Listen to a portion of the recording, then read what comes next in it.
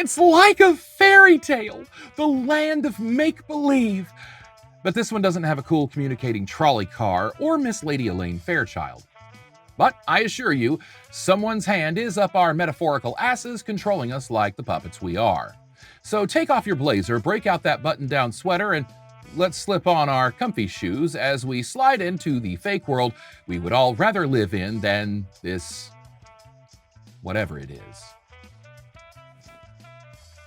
In this episode, I'm wrapping up the great social media experiment, discussing more of my journey and perspective on social media, what I've learned about society and other people by being me. There's a separate virtual culture that's different from reality. There's a separate virtual currency that's, different from real life. I'll discuss some of those differences in this episode, as well as the censorship and social setbacks social media causes, despite giving voice to so many who otherwise would not be heard. It's like a fairy tale, like I said. You have your royalty and your angry, less intelligent villains. We're talking the classism of social media, from your favorite king and queen creators to those trolls who crawled out from under a rock and ruin everything. I'm turning the oven on high and slow roasting your favorite social media platforms like TikTok, Facebook, YouTube, more. Look, we're all addicted to social media, the internet. And if we can't break that addiction, then we've got to find a way for it not to break us. This one is about the game we all play and we can't stop playing, no matter how hard we try. And welcome to the podcast.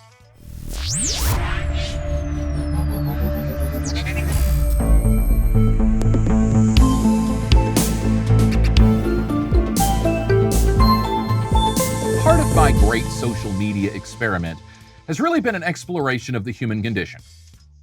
What kind of person says this or does that, period, much less online to complete strangers? I've always sort of had an instinct to flip something problematic and try to expose the more problematic issue beneath it with little regard to how I look in the process or how that might impact others around me. For example, my first wife had my oldest two daughters from a previous marriage. One looked just like her. Redhead, fair-skinned, freckles. The other looked just like her biological father, who had strong indigenous roots, darker features. As a little kid, she kind of looked like Dora the way she had her hair cut. She was adorable, but with Gingy McBeardy face here and her redheaded pasty mom, well, I guess some woman at the mall just couldn't resist pointing out the difference. She referenced how lovely my redheaded daughter's hair was, a compliment on my then 8-year-old's physical attributes. "It's just like your mommy's hair," the lady raved, without regard for the fact that her mom dyed it to be that close. Well, this lady, she just couldn't help herself, this woman. She complimented my younger daughter too, but then had to throw out, "But you don't look anything like your mommy and daddy." Now, for the life of me, I can't figure out what daft bat says something like that, but I couldn't let it slide. After all, she'd just go off and do it to someone else. Right? So without missing a beat, I turned on a dime and went from smile to snarl. "Thanks, lady. 3 years of therapy for my wife's infidelity, and you just gotta throw it right back in my face." And then I walk off, right? I didn't come back. I left my ex there literally holding the bag to let that woman off the hook, knowing, of course, there was nothing that my wife at the time would have been able to say that that woman would believe. No explanation would satisfy her. She'd leave that experience as uncomfortable, if not more, than she made others feel. Now, when I walked up to my wife later on in the mall, she was not happy with me at all. And maybe that's part of why she's an ex and not the whole mental fuckery of dyeing your hair to look like your daughter thing. Just to say that when I see some people make certain comments, I feel almost obligated to make them more uncomfortable than they wanted to make everyone else, if that makes sense. And in this sense, my virtual space certainly mirrors my real spaces.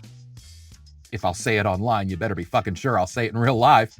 Not everyone is like that, and for that, we should all be grateful. Mine is a deliberate exploration of how people react. What I say, I mean, or I wouldn't say it. But let's just say I choose to say what I say so I can express my ideas, but also so I can see how you would react to what I say. There's a word for that. Look, I don't have laser eyes or razor claws. I can't control the weather. I can kind of read minds, but not like that. Outside of some weird biblical spiritual gifts, I'm SOL in the superpowers department, but I can make people really uncomfortable. That's a mutant superpower. What can I say? I grew up 30 minutes away from a nuclear testing facility. It was bound to happen. I spent years holding very little regard for my own reputation online. Not that I've cared much about that in real life or how others think about me, or how I appear. I'm not sure how you feel, but for me, you have to matter to me before I care what you think about me. Few people in this world matter to me, and most of those are dead, so. When I started exploring the themes of overthinking everything and laying out my outline of what I wanted to really talk about here, in the show, social media content, my books, I began seeing some intersections of, well, the everything I was overthinking. It wasn't just about one thing or another. It was literally about everything.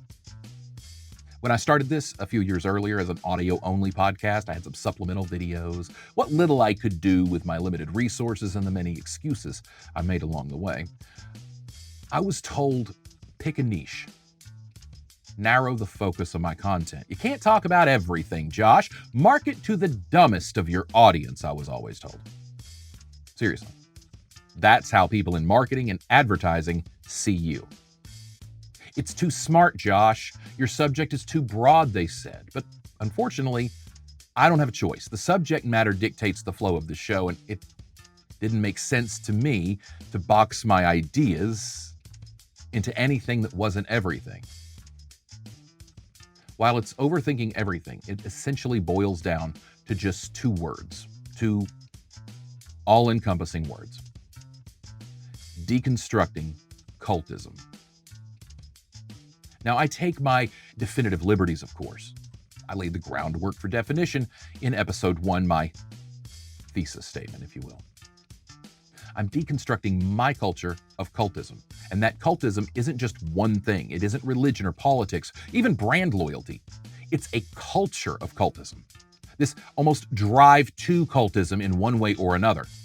It's much bigger than religion, and that's saying something. I'm exploring this vulnerability of falling prey to cultism and what contributes in our lives, the traumas that make us vulnerable. Cultism is the clear, definitive line between fanaticism and, well, danger, Will Robinson, extremism. It's the thin line between Comic-Con cosplay method acting and believing midichlorians are in your blood harnessing the Force and citing Jedi as your preferred religion. The difference between a fun medieval festival and a modern-day Viking tribe ready for war to preserve their blonde-haired, blue-eyed bloodline. Not all Vikings, but a lot of the imagery and mythos sort of crosses those lines.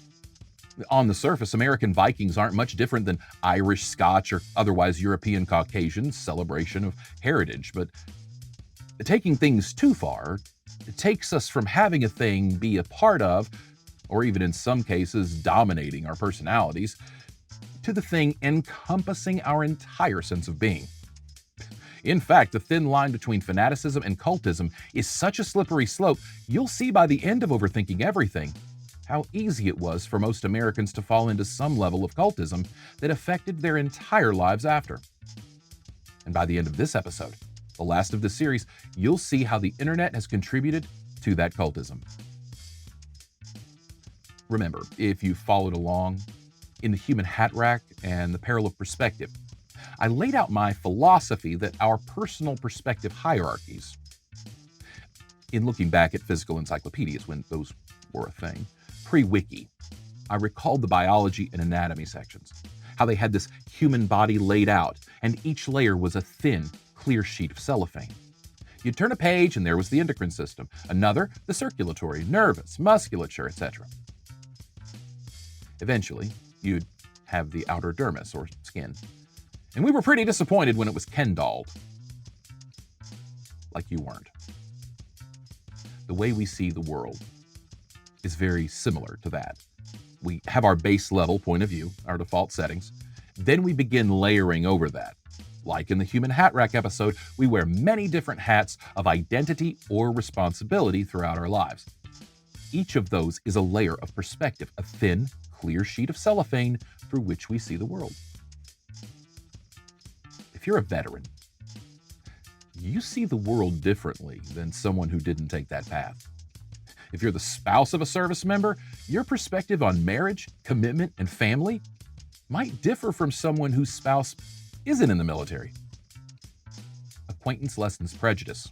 Aesop, the issue with these perspectives is that they often come with their own unique culture. Cult viewers. And in many of the paths we choose, not just military, that was an example, but anything, athletic, corporate, entertainment, you name it, there's a culture, a cultism, and a cult. Again, cults aren't just religious. It's less about religion, more about applying religious-like worship to something, placing that toward the top of your personal perspective hierarchy, sometimes in an inappropriate place. The difference between someone who does something for a living and someone who is something they do for a living, whatever that living is. And that's just jobs. Professional life paths, means of making money. There is a money cult. We're all in it. Money, finances, materialism, capitalism, commercialism. These thin, clear sheets of cellophane are layers through which we all see the world. Those layers for each and every one of us have been amplified exponentially by mass media, specifically the internet and social media. These are concerns and perspectives most real people cannot avoid. How different would you be if you were in the exact opposite situation financially than you are now? Imagine if you had comfortable means and no worries about where the next check was coming from. You had independent wealth and you could choose how your life played out. What adventure would you choose? Imagine if you lost everything and had to rebuild, staying with friends until you got back on your feet. At your age? Our perspective dictates our personality and who we are in this world. If you're a parent or not, if you're religious or not, if you're physically hindered or healthy, where you were born, when you were born, where you've lived, what you've done. It's all just clear, thin cellophane sheet after clear, thin cellophane sheet through which we all see the world. We take all of that into the AI-enhanced, out-of-context virtual world. From MAGA and Vote Blue no matter who, to YouTube versus TikTok, Nike versus Reebok, Coke versus Pepsi, Whitney versus Mariah, Apple versus Real Computers, Tom Hanks versus Peter Scolari, Johnny versus Amber, Michael Jackson versus not listening to a child molester, America has been herded into pens of opinion for decades. Pens and opinions we aren't really all that well versed in. We're just quick to jump on the opinion. We'll get the facts straight later. We've discussed a lot of this show already about how forming your opinions from the highest ground possible so you don't look like a buffoon when more information is revealed. Know when to hold them, know when to fold them, know when to walk away, know when to run. A lot of these opinions are formed in the heat of a moment. Often we will say or even do things that aren't of our character. Or our true character is revealed in these moments. Now, I've always struggled with my own little man and fat boy. In that I have a nasty knack for, in seconds, assessing the weaknesses and insecurities of my opponents, and if I so choose to go that low, I can verbally eviscerate someone with a nuclear blast of commentary, causing who knows what kind of psychological damage. Or practical damage. I've done that quite a bit with my words. I've said things in the heat of a moment with little patience for the tete-a-tete involved with confrontations. Let's just cut to the chase without all the back and forthing for hours on end, skip to the end, fast forward, for the sole purpose of dropping a nuke bomb on a conversation. And either ending it or at least shifting it back to what I felt was important. And often it backfires and causes irreparable damage for years to come, just like the nuke bomb. Often I'm not concerned for that damage because when it comes to that point, I've already severed what I needed to hold on to consider that person and their idea valuable. It's quite parallel to the atomic bomb if you think about it. Have you ever read anything about Hiroshima, Nagasaki, the lasting ramifications and contaminations of our genocidal acts in 1945? The other bomb we dropped the following year? You didn't know about that one, huh? While one might say the radiation levels in those areas aren't any different than anywhere else today, try reading something not written by an American on that subject. Go read actual accounts of the survivors. Yeah, sure, America dropped little leaflets down before we dropped the bomb to warn people to leave, but, well, history is written by the victors. In those instances where we drop conversational or confrontational nuke bombs, we rarely drop the flyers to say, I'm about to end this. We just, well, our own history is written by our own narcissism, individually, institutionally, culturally. We retell the stories like the telephone game to make us look like less a villain and more a hero or a victim. We all do this. Our brains are wired this way for self-preservation. Okay, maybe not wired. That would imply default settings of a sociopathic nature and narcissistic behavior. Let's assume our brains are trained this way. We learn how to shift blame and redirect a narrative. We weren't going 70 in a 45. That would be dangerous. The cop didn't even use a radar gun. He was out to get me. That is a culture of cultism. A cultism of blaming anyone else for our problems and wrongdoings. A cultism of mental illness gone untreated. A cultism of unresolved generational trauma. Socially, we've almost come to worship being broken, haven't we? Almost to the point that most of us don't know what we would do if we weren't, what we would be if we weren't normal. And all of that is what we, the traumatized people, bring from our real spaces into our virtual spaces.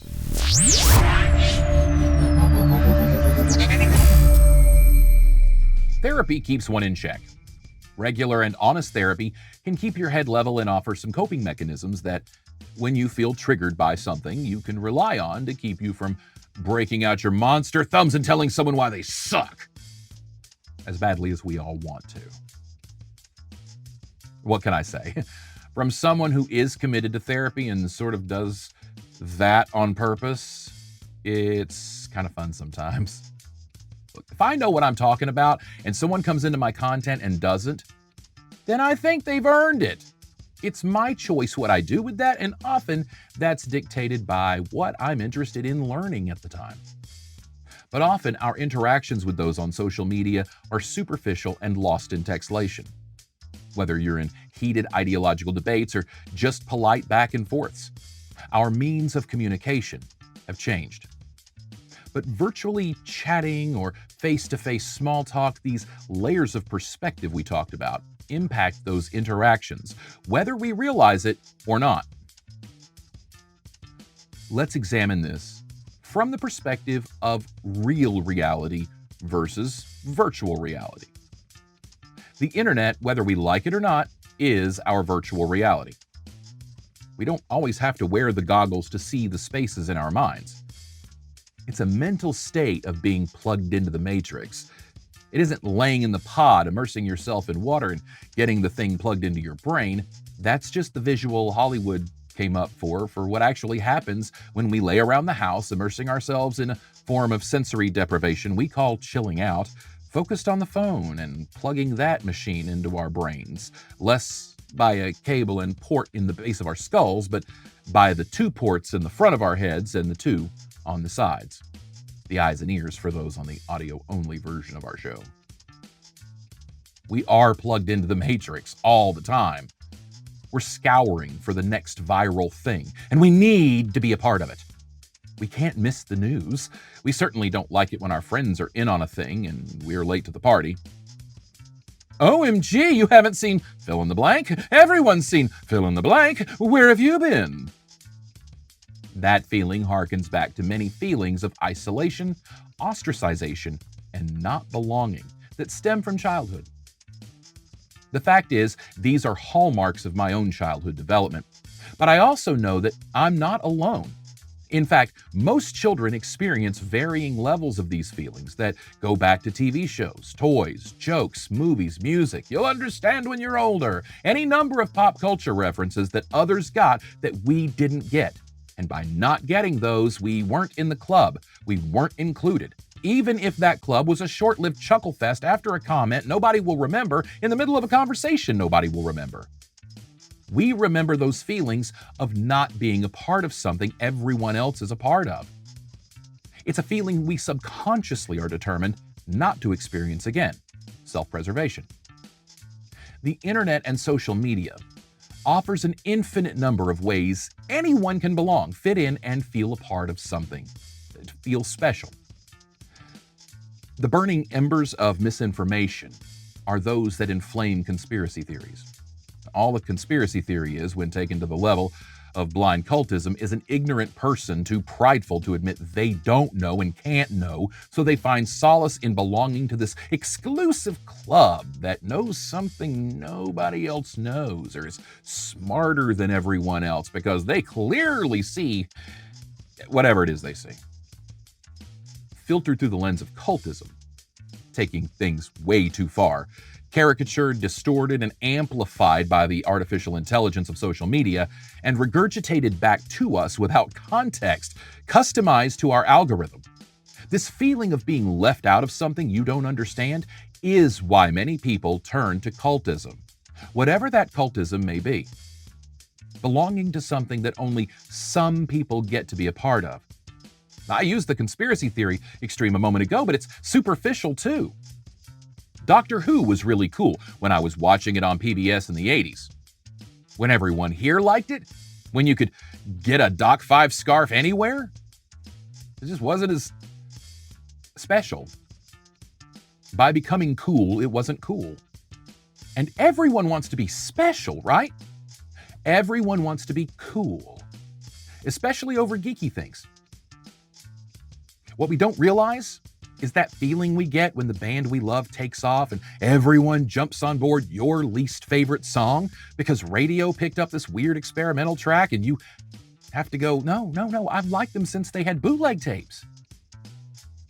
Remember in the 80s and 90s, Lord of the Rings fans just weren't a thing.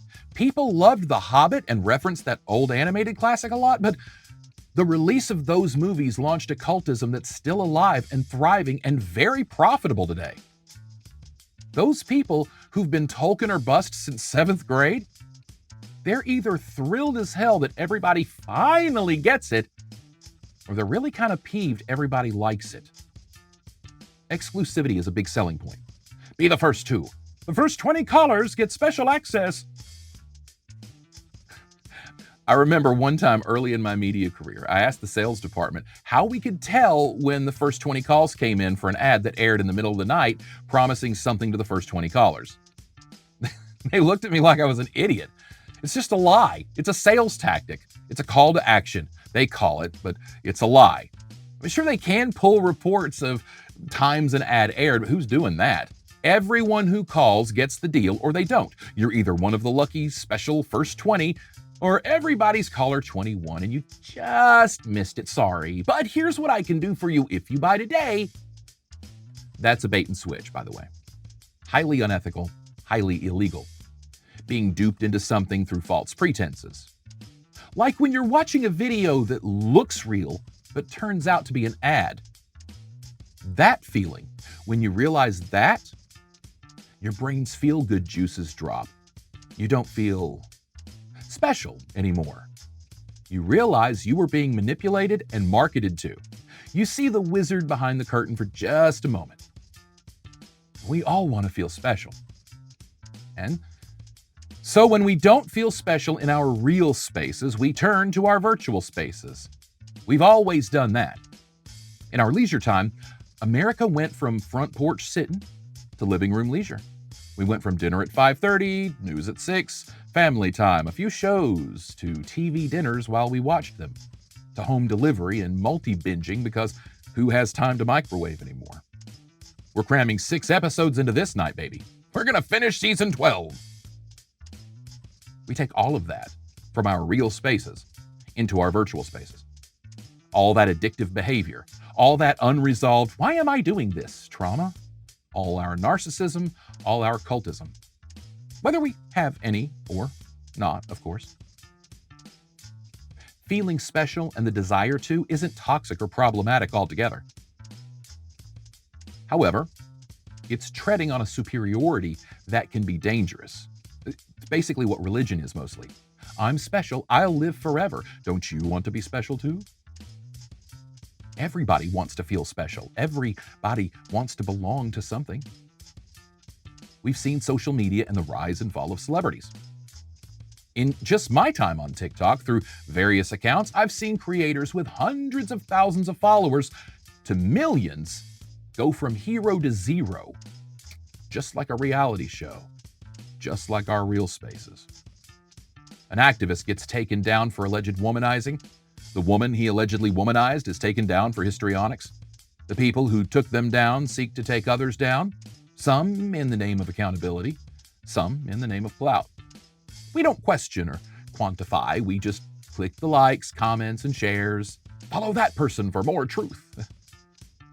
Another creator, presenting as an expert in a specialized field, has their credentials questioned, then exposed, uncovering lies and mistruths, personality or mental issues, inflamed and exacerbated by social media.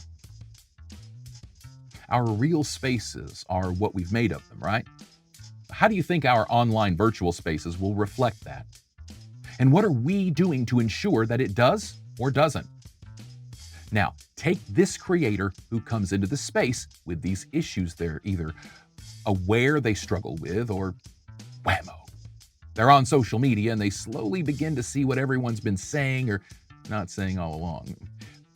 But by that point, everyone's bought into the credentials, the claims, and the followers start flocking to their account. It grows and grows and blows up, and this creator goes viral. Hundreds of thousands of followers, 1 million by the time it's over. But you know what, it's me I'm talking about. This creator came into their virtual space with all the mental issues from their real space, then got caught up in the mental illness, chasing one lie after another, then having that addictive rush of validation. Kept pushing for more and more and more until, of course, someone says, hey, something doesn't seem right. And then, kablooey! It's either radio silence or they disappear off the platform into where are they now obscurity, rebuilding their lives. Or they come back with more fervor, apologies, retractions, explanations, or in some cases, flat out defiance. Doesn't that sound a lot like Hollywood or mainstream media entertainment? The paparazzi, TMZ, how we build up celebrities just to watch them fall?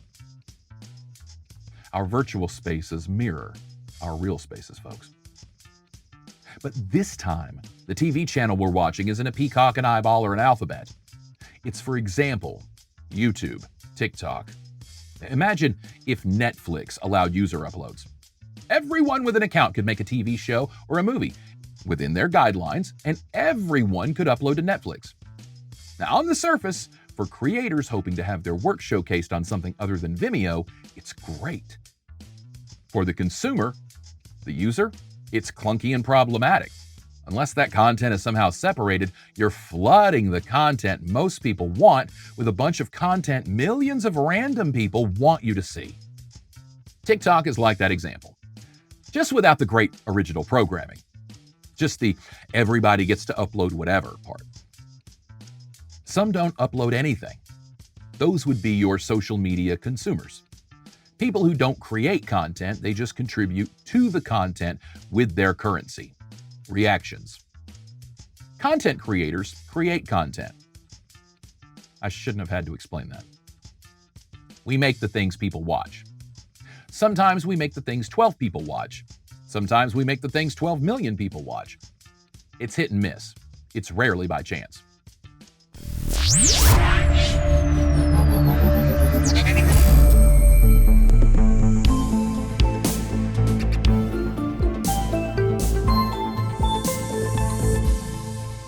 Even the most viral of videos had to have been manipulated on some level to make it that far. Imagine if things truly go viral, things that aren't viral in nature or didn't go viral on just one platform. If something's viral on TikTok but not YouTube or Facebook, I might argue that it needs a different term. You might say, Josh, those platforms are different, so it's not always possible to achieve cross-platform virality. Okay, few people would say that. But culturally viral, think of things that have caught on and transcended platforms and stood the test of time. If it's viral, it's people reacting to it and looking for it wherever they are. If it's viral on TikTok, then it's TikTokers. That's a lot of people, and maybe most of them wouldn't react on another platform after reacting on TikTok. But if it's just one on one platform, you have to figure something about that platform contributed to that. Not to say that nothing is worthy of virality. It's saying we have to be aware that everything in the virtual world, digital space, it's all make-believe and virtual. Even trends, hashtags, the next big thing is only big because we're told it's big outside of our perspective, and we want to be a part of the special thing. Today with social media, we've been convinced we have control of whether something is big or not, but we don't. So much of what we see is decided for us by an algorithm, we hope. Some of us aren't trying to be the next big thing, and none of this is to take away from the great work done by content creators. It's just to say that everything that glitters isn't gold, folks. And even if it is, that gold isn't pure. Personally, I'm a content creator more than a consumer, in that I don't just sit around watching other people create things. I create things people consume. I do consume, but mostly for perspective and reciprocal energy. You like my stuff, I like yours when I see it. Some are creator consumers. They'll make content and then consume it as well. You see a lot of duets, shares, and then response videos to created content. Some are consumer creators in that they consume more than they create. In fact, most of the content they share will be unoriginal content. Then you have the lurkers. The lurkers are those phantom stats who watch your live streams and you don't really see them there. They don't comment, they don't interact, they just lurk. Or watch, as most people should. Think about this. If you're typing your comments live streamed while you're watching this, how are you paying attention to what's being said? Then you have your trolls. Remember when I spoke about earlier how I like to make others more uncomfortable than they try to make everyone else? How I drop those nuke bombs on a conversation? At least some of that is rooted in troll tactics. The difference is, and there is one, I'm learned, well-versed, and deliberate in my words. I don't often say things I don't mean, and if I do, it's ironically, sarcastically, or satirically, lampooning my opponent's ridiculous ideas. With true trolling, someone is there just to stir trouble, ruin someone's mood, spoil the fun, for those having too much fun, of course, or just to be your classic contrarian. Many trolls fall into that description. We can talk about the psychological narcissism and other mental health or personality quirks it takes to even be a content creator. Just to believe anyone gives a shit about something you have to say, that takes a big leap of self-importance. Coming from somebody 40 episodes into his own self-importance, mind you. That isn't always a bad trait. It's boldness and bravery. It's confidence, and at least in the beginning, a healthy level of ego. It's overcoming your fears, insecurities, and dealing with whatever the clowns have to say about you.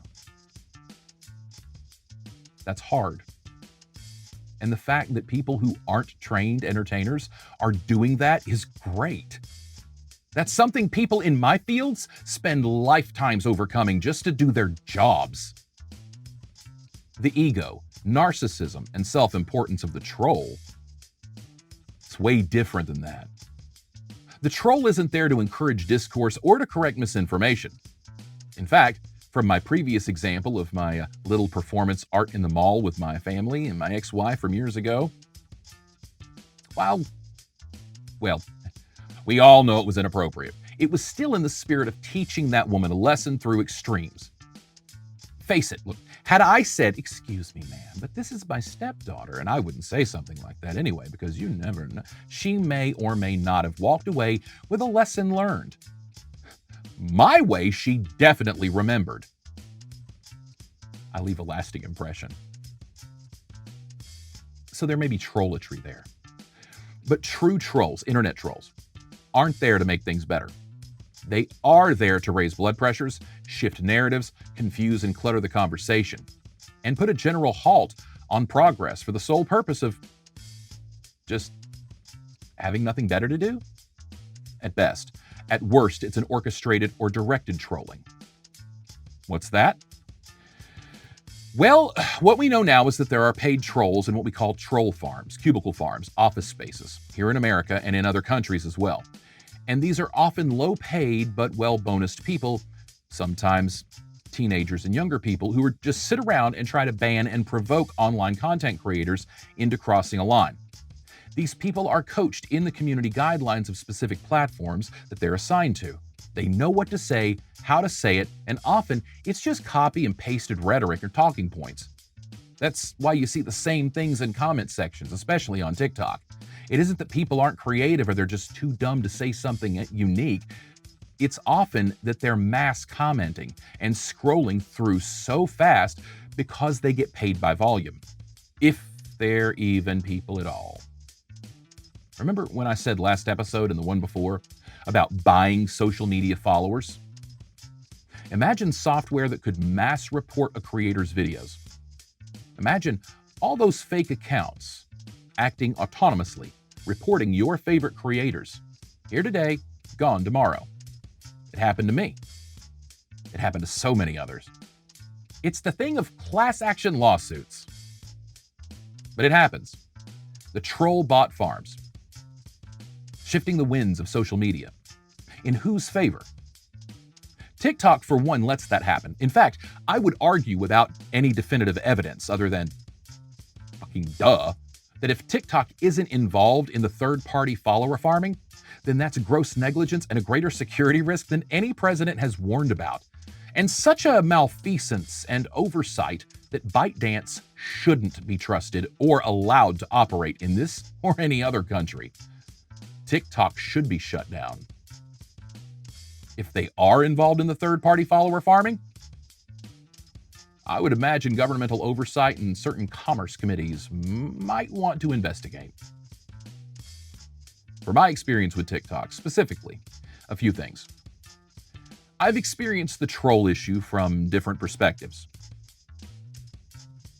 I purchased followers on an account, which I'll get to in a moment. I knew I wasn't interested in growing that account back after TikTok permanently banned me from the platform for attempting to expose Nazis and corruption in the law enforcement in Cookeville, Tennessee. It just so happens that TikTok has offices in Nashville, Tennessee, barely an hour and a half away from Cookeville, and 3 hours away from where I currently reside, here in Knoxville, Tennessee. One of TikTok's chief team leads, as of the time of this episode, is a public supporter of insurrectionist Donald Trump. In fact, many of TikTok's employees in those departments tied to content moderation that one could trace seem to express right-leaning loyalties. This is in their content moderation team, those who scan content and allow it or disallow it. The censorship team, those who suspend, block, and ban accounts, those who hold the heat button, the one that decides what goes viral. Look it up. Well, for every action, there's an equal and opposite reaction, so you know they have an ice button. This moderation team, in fact, is a skeleton of what it once was. Several years ago, TikTok moderators sued the company for unsafe and traumatic working conditions, for the mental mind-melting that they experienced from monitoring the stuff that didn't clear the filter. Since then, TikTok, ByteDance, its parent company, has managed to outsource a lot of that moderation to whom? Follow the money trail. you'll find it soaked in red. MAGA, Republican red. Now, is this all conspiracy theory? No. It's all fairly easy to find information about, honestly. It's putting the pieces together, and several content creators have begun doing that. Patterns emerge, and one realizes they aren't alone. In fact, what's been happening to me on TikTok is something I've been watching since day one on the platform, and I've seen it happen to many others. When my account got banned, I got back on with a new account, a new device, a fresh start, because I wanted to see exactly what the experience of a troll would be. As in, I wanted to see how a person would go in and create a whole new account from scratch after I blocked them. On Instagram, you can block someone and then block any account they attempt to make after. Why doesn't TikTok do that?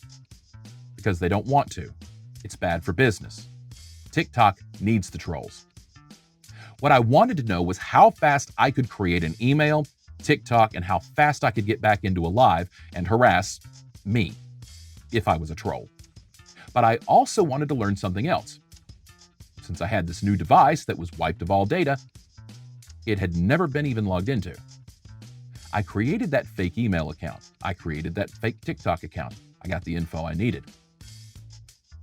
I realized the time and effort to do that isn't feasible to assume most triggered trolls would endure just to have the last word, whatever they're trying to do.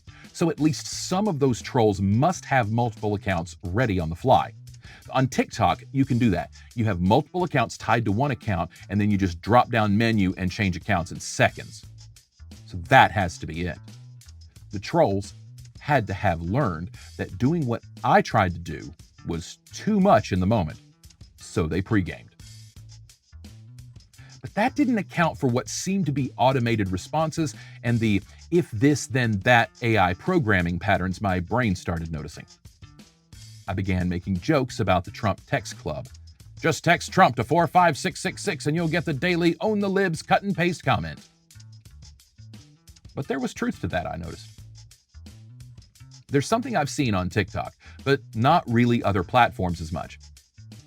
In fact, when I started getting mass reported, the more my account grew, I found when I did videos talking about being banned, these spam comments from what looked like real accounts, TikTok does nothing about them. The reports go unmonitored, ignored, or overturned. Then on the bogus account, I went on my feed. I wanted to see what a native algorithm would deliver to my new account, set up on a new cell phone, on a new email, never been accessed by anything. What would TikTok send me? When I made the account, I listed it as a 35-year-old male. Nothing more. When I scrolled, I was curious if I would see a lot of politically right-leaning propaganda. There was a little more than anything left-leaning politically. Issues, without leaning into politics, probably more left than right. But that's not what stuck out to me. What stuck out to me, aside from anything else, was not the random funny filler, food, or etc. It was the girls. Lots of girls. On a device with no history. On an account with no history. Tied to an email on that device created for the sole purpose of TikTok. Women, too, but objectified or sexualized females, usually of their own doing, some maybe not aware, but knowing what I know of toxic masculinity culture, it wasn't good. I don't have a problem with women proudly owning their bodies or sexuality. What disturbed me was how much content it was compared to other stuff. Over half. And that as a 35-year-old male listed on the account, the amount of younger females pitched into that feed was astonishing, appalling, and alarming.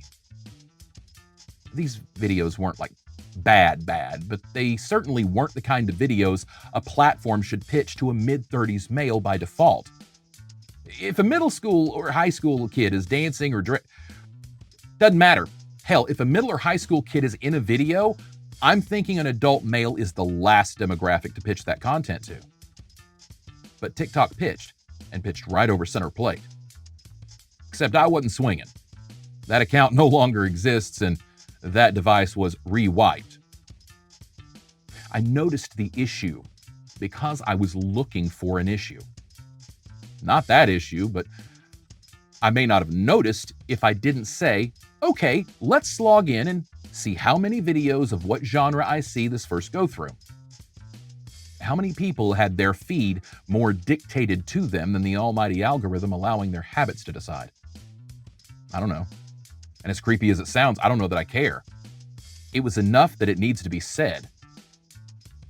Finally, the bot followers. I purchased 1,500 followers on an account for $35. Then I had the ability to go live. I bought my own channel. Now, I could have bought just enough to go live, and knowing now what I know, I would have done just that. Once you cross 1,000, you keep live status. You can have your TV channel.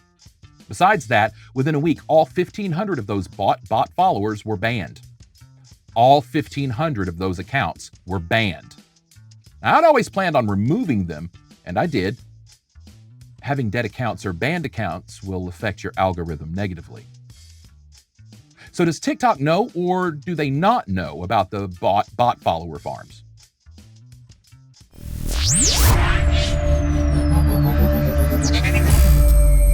It may sound like I'm chicken littling the social media world. I kind of am. It's detrimental to society as a whole, and it's the single most significant consumer habit changer in recent history. Now, that's actually just hyperbole, since social media is the single most significant lots of things in recent history. But just like cable changed advertising and consumer habits, more ads, more commercials, the evolving landscape of our infotainment media has also changed advertising and consumer habits. In almost a full circle 360 turn, we're now right back to product placement as one of the most effective and least intrusive means of advertising. Just like in the old I Love Lucy episodes, where the commercial breaks were just fade to black and back into the kitchen where Lucy's struggling to wash a dish and in walks Ethel and why haven't you tried the new palm olive, and fade back up and you're back in the living room. Now it's even less obvious than that. Commercials don't work. Commercial breaks are too long. Hell, most of us, if we're forced to watch them, we'll mute them. I'm a voice actor. The way we consume media just isn't the same as it used to be.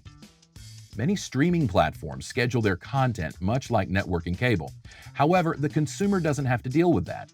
In the on-demand world of I want it now, daddy, you can just wait a few weeks, avoid any talk about the show, and binge watch it all at once. I'll be covering more of that later this season. But consider the Clockwork Orange strapped to a chair, forced to watch horrible things over and over for hours on end, days on end. I've spoken about filling our plates at the Belly Buster buffet of media, a balanced diet, a part of this complete breakfast.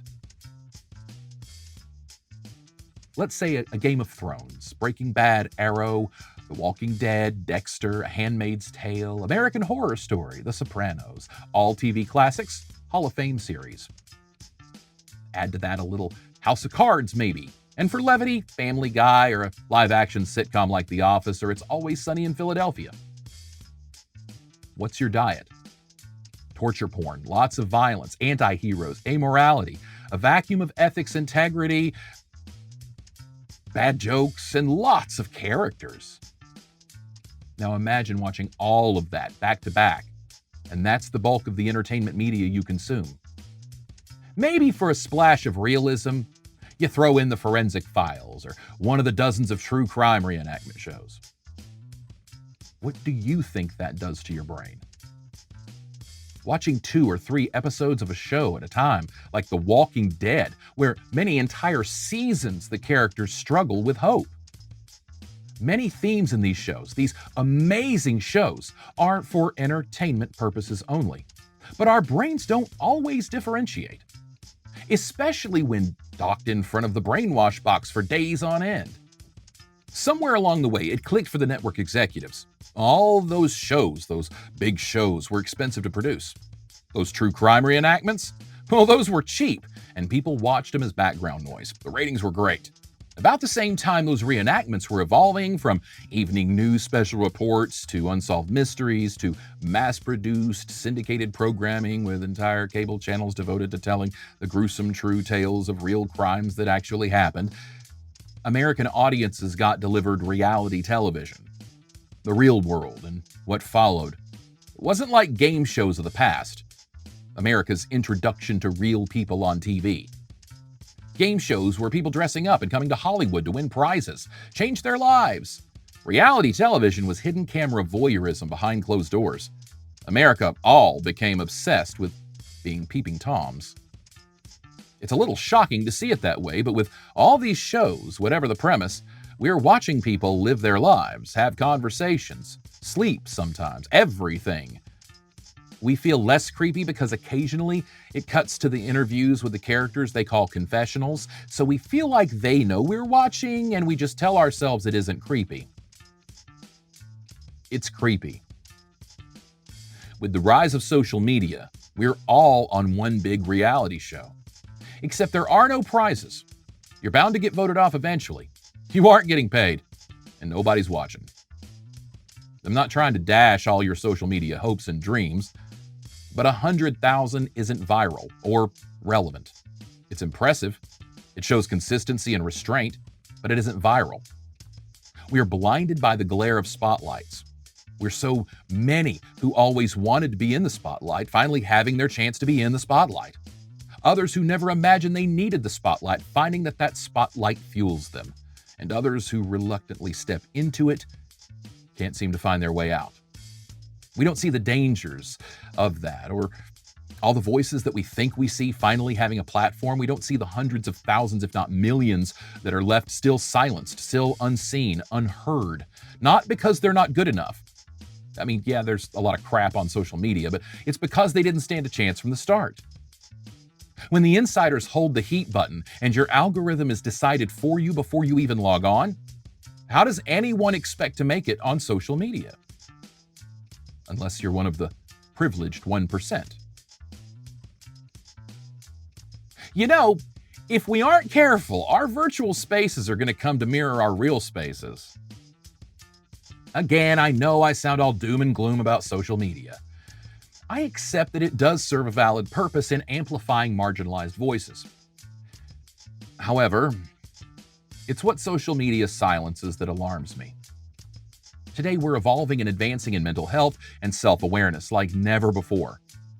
We are discovering more tolerable and acceptable terms to describe others and ourselves. Many are getting bolder thanks to social media and the community of support it provides. Still, in those communities, on many platforms, especially TikTok, you have to watch what you say or you'll get punished. Now, of course, you should watch what you say. But what I'm talking about are words and phrases that have been put on social media no-fly zones. Words and phrases it took us a long time to get around to saying out loud. Trigger warning. This section contains language that might bring back bad memories. It's just terminology. Appropriate terminology in context. The R word, not Republican. It has another meaning. You can't use it on social media even in context. Not that you should. There are other words to use that can mean to slow down a fire or lessen its intensity. But social media AI filters don't understand nuance yet, and with some things maybe they shouldn't. On TikTok, for example, if I, as a grown man, want to discuss the rise of white nationalism and the nationalist socialist movement in America, I can't say Nazi. I have to be creative and say Schnazi or Nazi boys or hateful Charlie Chaplins or something else, Yahtzees. When discussing the sensitive subject of sexual assault, it's essay, like you're writing an essay on an atrocity you can't speak by name. The other R word, rape. It's one of the hardest words to say or hear. Sure, But for survivors to finally feel empowered by the Me Too and Time's Up movements, they finally get the platform and courage to talk about what happened. And they have to say, I was raped by a rapist who rapes women. These aren't the only examples, but they are some of the most offensive. not the words, being forced to substitute the words of these atrocities with silly third-grade words that desensitize us from the horror of the thing. Dumbing down and numbing down. A Nazi is a Nazi. I shouldn't have to tie a string and say, "This is a Nazi." It's funny and ha-ha, but it's also making light of a dangerous thing I've had to stand face to face against. For all the voices TikTok and other platforms amplify, how many are they drowning out, silencing, or discouraging from speaking their truth? I speak to many who just threw in the towel. They quit trying to play the game, the social media game.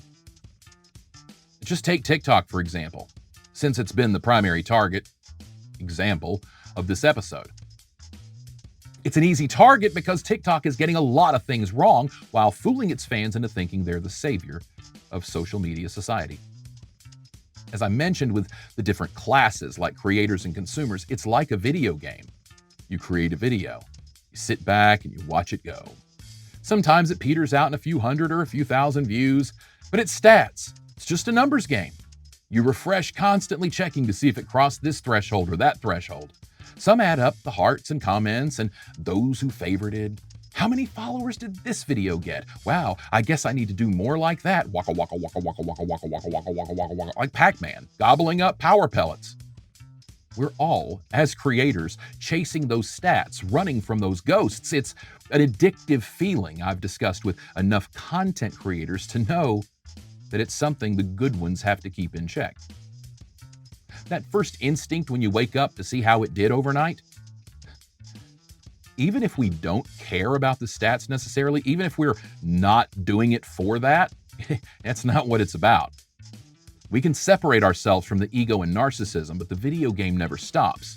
And we were all raised to be hooked on video games, going for that highest score, our initials in the top 20 of the arcade game for all the arcade to see forever. JFB, legend. I always signed it GOD. We're addicted to those stats, though. The numbers, they just keep growing and growing and growing, or they don't. For many who aren't accustomed to the spotlight, this can further inflame, exaggerate, and exacerbate some of the already present traumas or personal, mental, or emotional struggles. It isn't just the ego out of control when you go viral. It's the crushing rejection when nothing you do does anything. It's the rush of having that 15 milliseconds of relevance that you spend so much of your time chasing that high, trying to find relevance, to be relevant in your virtual spaces, that we forget to be relevant in our real spaces. We miss out on life. All of us. But certainly we, the creators. We spend hours a week putting together shows and videos. Sometimes they make money. It doesn't happen often for us, though. Mostly, this has become a place of creative expression, a hobby for most, and others a place to passively pursue their passion. It's a place we can speak our minds without accountability. It's a place we can fight the good fight without getting our hands dirty. It's a place for connecting, community, networking, and cultism. Just like we saw in the 2016 and 2020 elections, with Facebook and the misinformation campaigns that influenced America's elections. Weak and vulnerable people will fall prey to cultism and cultist tactics of recruitment, especially online. There is a cultism to social media platforms themselves, though. Your Facebook, TikTok, Insta, Snap, Twitter, whatever. You're a YouTuber, a TikToker, they all have their own unique personality. So, you're a social media influencer. Or, you're the consumer. And for the consumer, the warning is this. You're being indoctrinated into cultism. Specifically what is anyone's guess. You may be smart, educated, or experienced enough to bypass it, or at least lessen the damage done. But the constant input into our brains continues. What you see isn't always what you get. What you get isn't always what you want to see. What you want to see isn't always what's pitched to you. Your algorithm isn't always your own, and almost every trend, from the songs to the dances to the games and the shows, is all decided for you before you even knew it.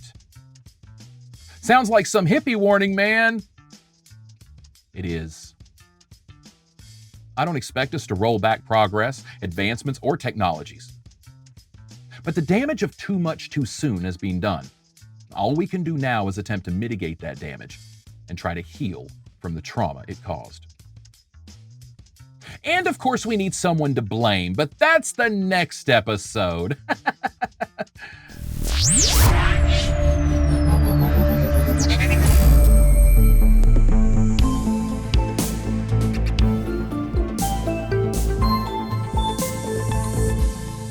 Coming up, the cherry on top of this disturbing little social media Sunday.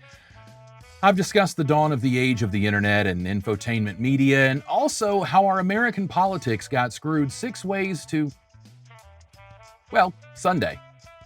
From the economic crashes of the turn of the century and the foolish pride of capitalism, I'm exploring the greed that breeds the social division we're experiencing today.